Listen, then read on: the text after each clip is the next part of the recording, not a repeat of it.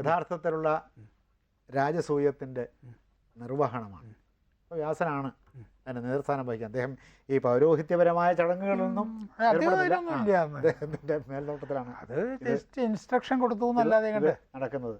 അപ്പോൾ സർവ്വരാജ്യങ്ങളിൽ നിന്നും 4 ദിക്കുകളിൽ നിന്നും സർവരും അത് ഇങ്ങനെ ധനസഞ്ചയം അവിടെ കുമിഞ്ഞു കൂടുകയായിരുന്നു. അപ്പോൾ ഇതിനുവേണ്ടി പിന്നെ പ്രത്യേകം ക്ഷണിക്കുകയും ചെയ്തിട്ടുണ്ട്. ആളുകളെ ദൂതന്മാരെ വിട്ട് എല്ലാവരെയും ക്ഷണിക്കുകയും ചെയ്തിരുന്നു. ഇങ്ങനെ ക്ഷണം സ്വീകരിച്ച് ധാരാളം ആളുകൾ വരികയും അസ്തനാപുരിയിൽ നിന്ന് അവരെ ക്ഷണിക്കുകയും ഇവർക്കെല്ലാം പ്രത്യേകം ചുമതല ഉണ്ടായിരുന്നു. എനിക്കിവിടെ ഒരു സംശയം ചോദിക്കാനുണ്ട്. ഈ ദുര്യോധന ഇവിടെ വന്നപ്പോൾ ഈ ആൾക്കാർ കൊണ്ടുവരുന്ന ധാന്യങ്ങളൊക്കെ അല്ല ഈ സ്വത്തുക്കളൊക്കെ മേടിച്ചു വയ്ക്കാനുള്ള പാരിതോഷികങ്ങളൊക്കെ മേടിച്ചു വയ്ക്കാനുള്ള കോംപ്ലിമെൻ്ററി അല്ലെ ഇത് കൊണ്ടുവരുന്ന സമ്മാനങ്ങളായിട്ട് കൊണ്ടുവരുന്ന സമ്മാനങ്ങളൊക്കെ മേടിക്കുന്നത് കൃഷ്ണനിലെടുക്കെ ഏറ്റെടുത്ത് ഈ ബ്രാഹ്മണന്റെ അപ്പൊ ഈ ബ്രാഹ്മണൻ വെച്ചാൽ എന്താ സാധനം? നീ നമ്മൾ കാണുമ്പോൾ അല്ല ഈ ബ്രാഹ്മണനെ കൃഷ്ണൻ ഏറ്റെടുത്ത് വിശ്വാത്മാവാണ് ഈ കൃഷ്ണൻ.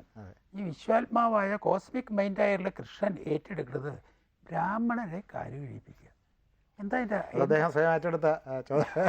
ചോയ്സ്? മൂപ്പര് സ്വന്തം തിരഞ്ഞെടുത്തതാണ്. ഞാനത് ചെയ്തോളാം. അല്ല എന്താ ഈ ബ്രാഹ്മണൻ സ്വയം കാല് കഴുകുകയാണെന്നാണ് അർത്ഥം അതിൻ്റെ. ശൂദ്രോ ബ്രാഹ്മണതാ മേരി ബ്രാഹ്മണസ്ഥൈവ ശൂദ്രതാ. ഇതൊക്കെ മനസ്സിന്റെ കോമ്പറ്റൻസ് കൊണ്ടല്ലാതെ ജാതി അയിത്തമായിട്ട് ഞാൻ കണ്ടിട്ടില്ല, ഇന്നുവരെ കണ്ടിട്ടില്ല. ഇതൊക്കെ അടുത്ത കാലത്ത് അറിവുള്ളവരെ ആദരിക്കുന്നു എപ്പോഴും വേണ്ടേ? അറിവുള്ളവരെ അല്ല പിന്നെ ആരെ ആദരിക്കണ്ടേ? ബ്രഹ്മജ്ഞാനികളെ അദ്ദേഹത്തിന് അഹങ്കാരമില്ലെന്നും കൂടി അതിനർത്ഥമുണ്ടേ. ഈ ഇതിനിടയ്ക്ക് വേറൊരു പറയണ്ട്. ഭീഷ്മര് അവസാന കാലത്ത് ഈ ഭീഷ്മര് ശരജാനത്തിൽ കിടക്കുമ്പോൾ അവസാനത്തെ പറയണ്ട് യുധിഷ്ഠിരനോട് കൃഷ്ണനെ പറ്റി പറയുമ്പോഴാണ് പറയണേ, എനിക്ക് ഈ ലോകത്തിലെ ഏറ്റവും ആദരണീയരായിട്ടുള്ള ബ്രാഹ്മണരാണ്.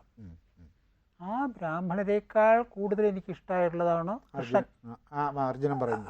അല്ല ഈ ഭീഷ്മര് യുധിഷ്ഠിരനോട് പറയണത് ആ കൃഷ്ണനേക്കാൾ അല്ല അങ്ങനെയല്ല, എനിക്ക് ഏറ്റവും ആദരവായിട്ടുള്ളത് ബ്രാഹ്മണരോടും കൃഷ്ണനോടാണ്. അതിനേക്കാൾ അല്ല ഒടുക്കാണ് പറയുന്നത്. അങ്ങനെയല്ല, കൃഷ്ണനെയും നിന്നേക്കാളും കൂടുതൽ ഇഷ്ടമാണ് എനിക്ക് ബ്രാഹ്മണരെ എന്നാണ് പറയുന്നത് ഭീഷ്മര്. അപ്പോൾ അവിടെയാണ് ഈ ബ്രാഹ്മണൻ ബ്രഹ്മചാരി ആയതുകൊണ്ടാണ്. കാരണം ഈ ബ്രഹ്മചാരി ആയതുകൊണ്ട് മാത്രമാണോ? ബ്രഹ്മജ്ഞാനം.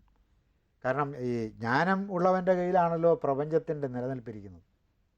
ജ്ഞാനേനതു യദജ്ഞാനം യേഷാം നാശിതം ആത്മന യേഷാം ആദിത്യവൽ ജ്ഞാനം പ്രകാശയതി ഭഗവത്ഗീത. അപ്പോൾ ജ്ഞാനികളായതുകൊണ്ട് നമ്മുടെ വർത്തമാന കാലത്തിന്റെ പ്രശ്നം ജ്ഞാനികളെ അകറ്റി നിർത്തുക. അതെന്താ മാത്രം അവർ വലിയ തലവേദനയാണ് ഇവർക്ക്, ബുദ്ധിയുള്ള ആൾക്കാരെ ഇവർക്ക് വേണ്ടി. അപ്പോൾ ജ്ഞാനികളെ അകറ്റി നിർത്തിക്കൊണ്ട് ഒരു മൂല്യാധിഷ്ഠിതമായ രാഷ്ട്രീയം അസാധ്യമാണ്. പറ്റില്ല അത്. അപ്പോൾ അന്നതുണ്ടായിരുന്നില്ല. ഇല്ല. അപ്പോൾ അതുകൊണ്ടാണ് അവരെവിടെയും സ്വീകരിക്കുന്നത്. അല്ലാതെ പൂണൂലിട്ടിരിക്കുന്നു എന്നുള്ള അർത്ഥത്തിലാണ് ഇന്നത് ഗ്രഹിക്കുന്നത്. പൂണൂലിട്ടിരിക്കുന്നുള്ള അർത്ഥത്തിലല്ല. ബ്രഹ്മജ്ഞാനം സിദ്ധിച്ച ആളുകളെ താൻ തന്നെ ആദരിച്ച് കാണിച്ചു കൊടുക്കുകയാണ്. അപ്പോൾ അതിനകത്തൊരു മാതൃകയുമുണ്ട്. അതിപ്പോഴും വേണ്ടതാണ്. ഇപ്പോഴും വേണ്ടതാണ്. ബ്രഹ്മജ്ഞാനം മാത്രമാണോ? പല ഭാഗത്തും പറയണ്ടേ, എവിടെ ശൂദ്രനിൽ ബ്രാഹ്മണന്റെ ക്വാളിറ്റി കാണുന്നുവോ അവിടെ ബ്രാഹ്മണനേക്കാൾ കൂടുതൽ ആദരിക്കണം. കാരണം ഇവൻ കർമ്മം കൊണ്ട് പണിയെടുത്തിട്ട് ഇങ്ങോട്ട് വന്നതാണ്. വ്യാസൻ ആവർത്തിച്ച് പറയണ്ട പല ഭാഗം. അതുകൊണ്ട് കാരണം ബ്രാഹ്മണനോട് പോയി ശിക്ഷപ്പെടാൻ പറയുന്നത് വ്യാധനയാണല്ലോ. വ്യാധനയാണ്. ആ സാധു ബ്രാഹ്മണൻ അയാൾ വലിയ കേവനായിട്ട് തലേന്ന് പക്ഷി പറഞ്ഞു പോയി വലിയ കേവനായി വന്നിരുന്നു എന്ന് പറഞ്ഞ് ആ മറ്റേ ഒരു കുടുംബിനിയുടെ കഥ പറഞ്ഞേക്കണതേ. അല്ല, അവിടെയും അയാളുടെ കർമ്മനിഷ്ഠ, തപസ് ഇല്ലേ? അപ്പൊ ഈ ബ്രാഹ്മണൻ എന്നുള്ള ശബ്ദത്തിനർത്ഥം certain quality എന്നാണ് അർത്ഥം. ബ്രഹ്മജ്ഞാനം സിദ്ധിച്ചവൻ. ഗുണകർമ്മ വിഭാഗമല്ലേ? ഗുണകർമ്മ വിഭാഗശ. അതായത് എല്ലായിടത്തും സമത്വ ബുദ്ധി പ്രയോഗിക്കാൻ, സർവേഷു ഭൂതേഷു സമത്വ ബുദ്ധി പ്രയോഗിക്കാൻ കഴിയുന്ന വ്യക്തികൾക്ക് അന്ന് പറഞ്ഞിരുന്ന പേരാണ് ബ്രാഹ്മണൻ എന്നുള്ളത്. അത് ബ്രഹ്മശബ്ദവുമായിട്ട് വളരെ ബന്ധപ്പെട്ടതാണ്. ബ്രഹ്മജ്ഞാനത്തിലൂടെ മാത്രമേ സമത്വബോധം ഉണ്ടാവുള്ളൂ, അല്ലാതെ ഉണ്ടാകില്ല. അല്ലാതെ പറയുന്നതൊക്കെ വെറുതെ കാപട്യമാണ്. എന്നിട്ട് യജ്ഞം തുടങ്ങാൻ ഉള്ള ഏർപ്പാടൊക്കെ ആയി. അങ്ങനെ എല്ലാവരെയും ഓരോരോ ചുമതലകളിലേക്ക് നിയോഗിച്ചു. ഇത് പിന്നീട് ദുര്യോധനൻ പറയും. ദുര്യോധനൻ ഇങ്ങനെ വളരെ വിഷണ്ണനായി കൊട്ടാരത്തിൽ ഈ രാജസൂയ യാഗത്തിന് ശേഷം ഹസ്തനാപുരിയിൽ വളരെ വിഷണ്ണനായിട്ട് ഇങ്ങനെ ഇരിക്കുന്നത് കണ്ടിട്ട് ശകുനി ചോദിക്കും, എന്താ നിനക്ക് ഇത്ര വളരെ ദുഃഖം, വിഷമം? അപ്പോൾ അദ്ദേഹം പറഞ്ഞു, ഇങ്ങനെ ഈ സമ്മാനങ്ങൾ, പല സമ്മാനങ്ങളും ഞാൻ ജീവിതത്തിൽ ആദ്യമായിട്ട് കാണാത്ത കേൾക്കാത്ത ഇങ്ങനത്തെ സാധനങ്ങളൊക്കെ ലോകത്തിലുണ്ട് എന്ന് പറഞ്ഞിട്ട് ഞാൻ അതെ അതെ ഈ ചില രത്നങ്ങളുടെ പേരുകൾ തന്നെ ഞാൻ കേട്ടിട്ടില്ല. ചിലത് കേട്ടിട്ടുണ്ട് പക്ഷെ കണ്ടിട്ടില്ല. ഇതെല്ലാം ഞാൻ അവിടെ വെച്ച് കണ്ടു. ഒന്ന് പിന്നെ ഈ സമ്മാനങ്ങൾ വാങ്ങി വെച്ച് എൻ്റെ കൈക്ക് നീര് വീണു, എൻ്റെ കൈ കഴിച്ചു. ഇനിയിപ്പോൾ ഞാൻ ജീവിച്ചിരിക്കേണ്ട ആവശ്യമില്ല. എൻ്റെ ശത്രുക്കൾക്ക് ഇത്ര സമൃദ്ധി ഉണ്ട് എന്ന് മനസ്സിലാക്കിക്കൊണ്ട് ഞാൻ ജീവിച്ചിരിക്കുന്നതിന് ഒരർത്ഥവുമില്ല. ഇതാണ് ഇദ്ദേഹത്തിനെ ചുമതല ഏൽപ്പിച്ചത് കൊണ്ട് വന്ന ഒരു ആപത്ത്.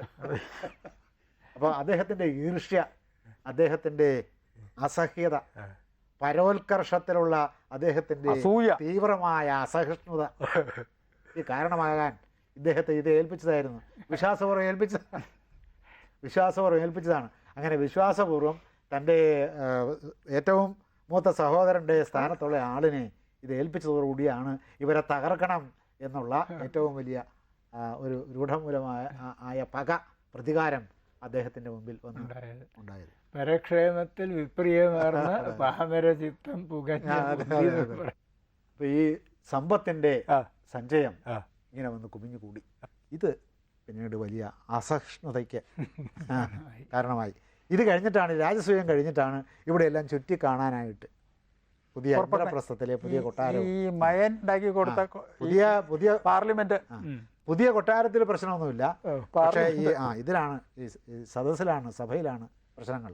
ആ സഭയിൽ ചെന്ന് അദ്ദേഹം പലതരത്തിലുള്ള അബദ്ധങ്ങൾ കാണിച്ചപ്പോൾ സഹോദരന്മാരോട് പറഞ്ഞിരുന്നു, നിങ്ങൾ ഞാൻ പറയുന്നത് അനുസരിച്ചേ ചെയ്യാവൂ, ഓരോന്നും ഞാൻ ചെയ്ത് കാണിക്കാം, നിങ്ങളായിട്ട് പോയി പറഞ്ഞിട്ട് അബദ്ധം ഉണ്ടാക്കണ ശിഷ്യനെ അബദ്ധമൊന്നും കാണിക്കരുത്. അപ്പോൾ അതുകൊണ്ട് നമുക്ക് ഇവിടെയെല്ലാം ചുറ്റി കാണാം.